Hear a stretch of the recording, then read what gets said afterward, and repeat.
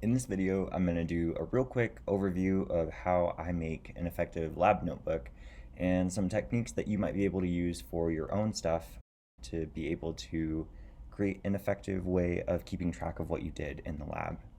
So the first thing that I do is figure out what I'm going to do during a week, and I will type this up in a Word document, and then what I do is space it out so that I can handwrite some notes in between them, and then after everything is spaced out with the different details that I want to run, I'll go ahead and print this out so that I can actually write on this by hand and take notes while I'm running the experiments.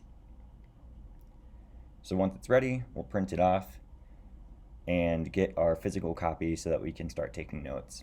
So I'll keep this at my lab bench and write in anything that happens during an experiment, the different concentrations that I use, and use this as a reference throughout the week for all the different things that I do. And you can see it's not necessarily in the same order as what I predicted at the beginning, but it covers the experiments that I want to get done in the week.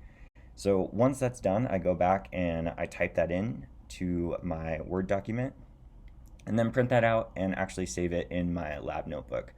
So I actually save this in a couple different places. I have my binder that I just showed you. I have my official lab notebook that I also print out another copy and paste that in there. I also save it to my iCloud account, and then our lab has a shared Google Drive account, and then I save it personally on my laptop computer, which is what the Apple Signal is for. So it might seem incredibly redundant, but there have been times where I have lost one version of this and have been able to recover it from another version of where I store my lab notebook. So that's how I keep track of everything that I do in the lab.